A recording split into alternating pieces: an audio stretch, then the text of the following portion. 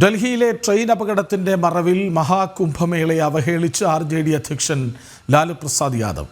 കുംഭമേള അർത്ഥശൂന്യമെന്നാണ് ലാലു പ്രസാദ് യാദവ് പ്രതികരിച്ചത്.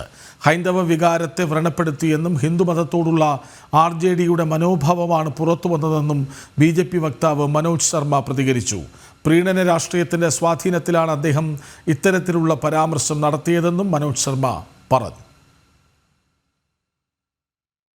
बहुत दुखद घटना घटी है। हम सब लोगों को श्रद्धांजलि अर्पित करते हैं। रेलवे का ये गलती है, रेलवे के मिसमैनेजमेंट से, लापरवाही की वजह से इतने लोगों की मौत हुई है। मुझे काफ़ी अफसोस है। फेलियर है सर रेलवे का। फेलियर है ना, फेलियर है तब ना सर, जिम्मेवारी रेल मंत्री को लेनी चाहिए, लेना ही चाहिए ना रेल मंत्री को। सर क्या मांग करेंगे कुंभ में सर, जिस तरह से भीड़ बढ़ रही है? अरे सब कुंभ का क्या कोई मतलब है, फालतू है कुंभ।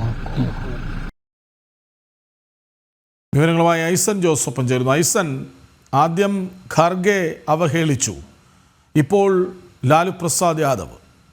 ലാലു പ്രസാദ് പറഞ്ഞതെന്ത്? കൃഷ്ണരാജ്, അവഹേളനങ്ങൾ തുടരുകയാണ് എന്നാണ് മനസ്സിലാക്കാൻ സാധിക്കുന്നത്. നമുക്കറിയാവുന്നതാണ്, ലാലു പ്രസാദ് യാദവ് പഴയ റെയിൽവേ മന്ത്രിയാണ്. സ്വാഭാവികമായും ഇത്തരം ഒരു അപകടം ഉണ്ടാകുമ്പോൾ മാധ്യമപ്രവർത്തകർ കൗതുകപൂർവ്വം അദ്ദേഹത്തിന്റെ പ്രതികരണങ്ങൾ ചോദിക്കുക സ്വാഭാവികമാണ്.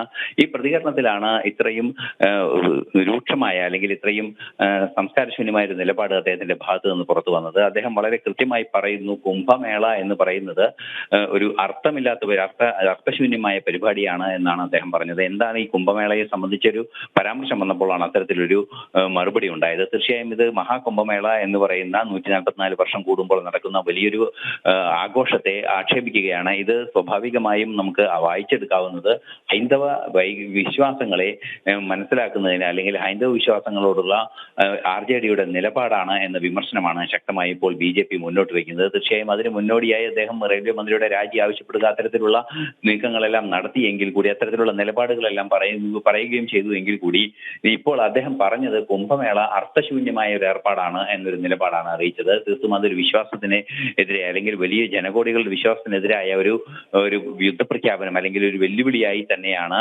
ഹൈന്ദവ സമൂഹം ഏറ്റെടുത്തിരിക്കുന്നത്. സ്വാഭാവികമായും അതിനെ സംബന്ധിച്ച പ്രതികരണങ്ങൾ ഒന്നൊന്നായി പുറത്തു വരികയും ചെയ്യുന്നുണ്ട്.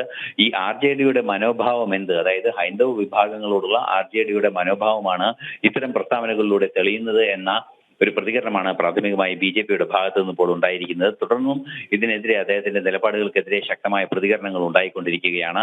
ഇത്തരത്തിൽ ഒരു വിഭാഗത്തും വലിയൊരു ഭൂരിപക്ഷ മതസമൂഹത്തെ ആക്ഷേപിക്കുന്ന നിലപാട് നടത്തിയ ലാലു പ്രസാദ് യാദവിനെതിരെ ശക്തമായ പ്രതിഷേധം സംഘടിപ്പിക്കുന്നതിനുള്ള നീക്കങ്ങൾ തന്നെയാണ് BJPയുടെ ഭാഗത്തു നിന്ന് ഉണ്ടാകുന്നത് എന്നാണ് മനസ്സിലാക്കാനും സാധിക്കുന്നത്.